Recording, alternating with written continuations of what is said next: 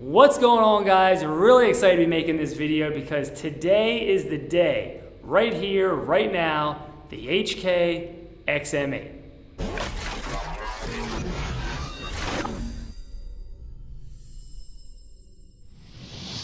So first I want to give a shout out to Target Shooting Solutions here in Avondale, Pennsylvania.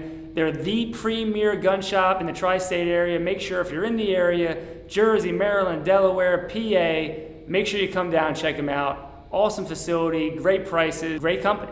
So here we got the factory H&K SL8. Now H&K reintroduced this a couple months ago to mixed reviews. You know, there's always people who are like, oh, we want the civilian MP7, which we want. But also, you're like, no, nobody wants this gun. Why'd you re-release it? Nobody asked for it. I asked for it. I want it. I've been hoping to find one of these for years because, see, this is the thing.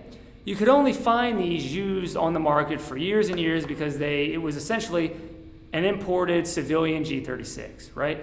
And for the longest time, the only way you could get a G36 was to find a used SL8, send it off to somebody like Tommybuilt Tactical to do the conversion, and he does all his magic there, does all his stuff to make it a G36, civilian semi-auto G36.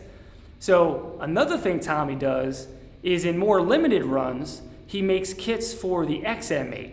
Now the XM8 is a gun that H&K produced for military trials to be considered for the next service weapon of the US Army.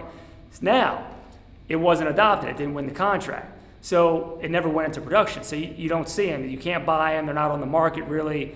It's really not something you can own until Tommybuilt made XM8 kits. So you still needed the SL8 receiver to do that. You needed the base receiver to do it. So that's why you need to find a gun. So now that they've reintroduced this gun, it was really easy and much cheaper to get a newly released H&K gun than finding an old 90s SL8 on the market that would go for, much more money. So it always went to the back burner for me because it was like I would look for one and then I wouldn't. I'd find one, but they'd be too expensive, and it was just something that wasn't that important at the time.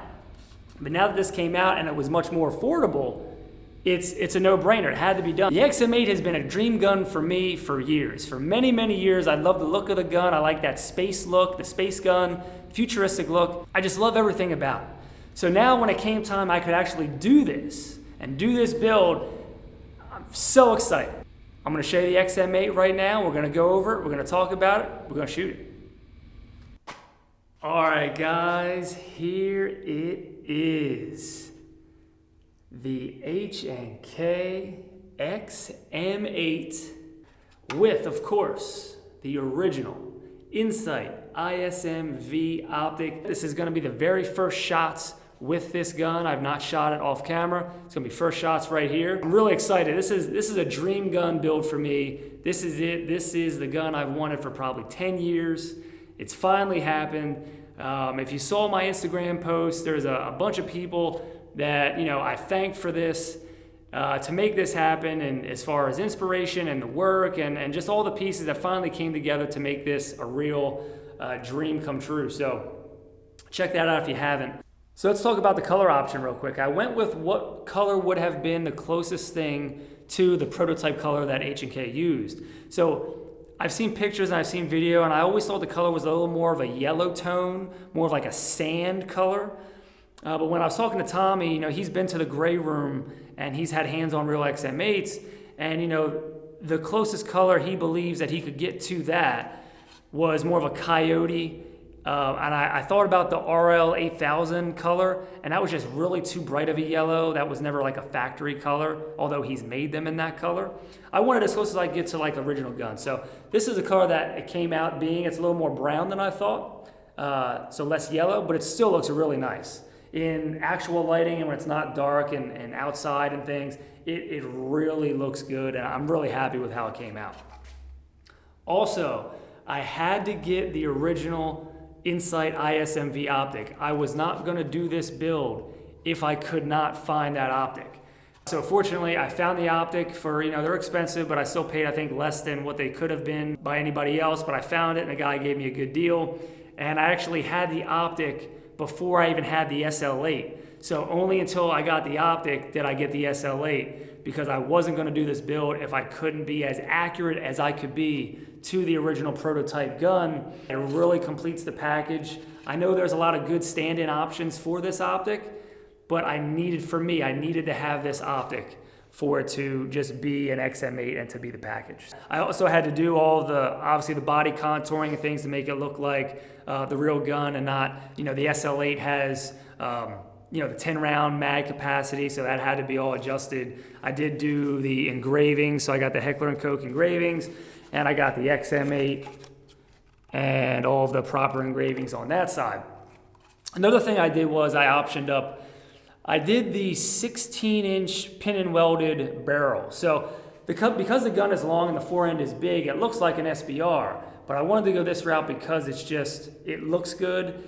And in the event that I ever wanted to sell it, which I'm not, it would be less of a hassle to do so because it's not an NFA item and go through all that stuff. So with the pin and welded G36K flash hider, it really looks good. It looks short, it doesn't look big. So it came out great. I'm really happy I went with that option. Also, what you'll get standard, I believe, is Tommy reprofiles the barrel up to the gas block. You get that thinner profile barrel as per like the original gun and like the G36 is that profile of a barrel. But what I wanted to do was, I know a guy who has an XM8 and he did not have the whole barrel reprofiled, just had it up to the gas block, and he said the gun, so it makes it very heavy, obviously because of that bull barrel from the SL8.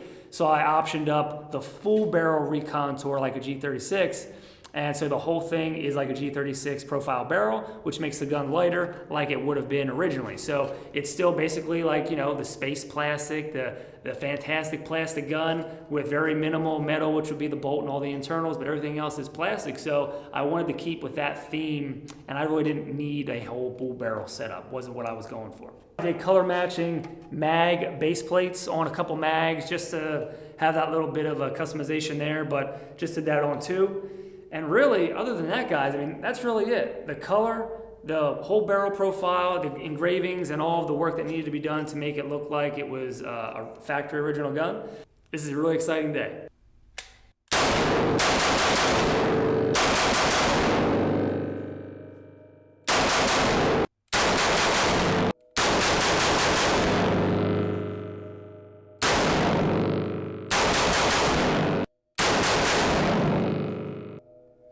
Woo!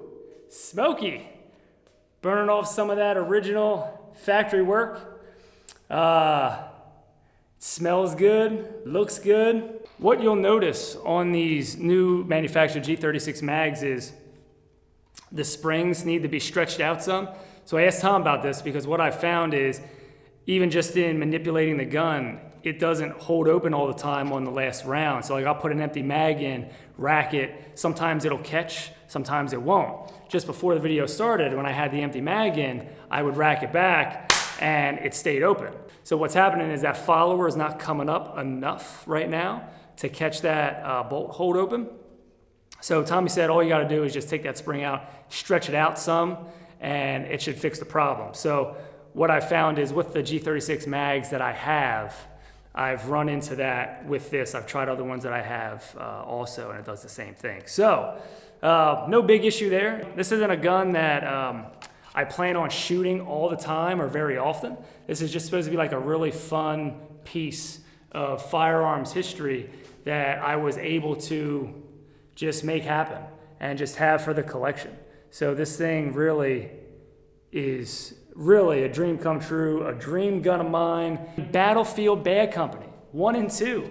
I think that's where I first saw this gun as far as video games, is Battlefield, and I love the Battlefield series. And Battlefield Bad Company is one of my favorites, and this gun is in there, and I think that's just where I fell in love with it originally. So many years ago, we're talking mid-late 2000s, so this gun has been on the list to get for over 10 years. That's it, guys. I hope you enjoyed the quick little video of the XM8 in action with the original optic. This thing is just a dream to shoot. If you ever shot a G36, it will shoot, and it operates obviously the same way. It's the same setup, so it's very familiar, but it just looks so good. And man, oh man, Did it come out great, and did Tommy do a great job? This is just a really exciting day. So thanks for watching. Don't forget, Steve MP5 on Instagram, and special shout out to Target Shooting Solutions for letting me use the range for this. Check them out as well, and I will see you next time.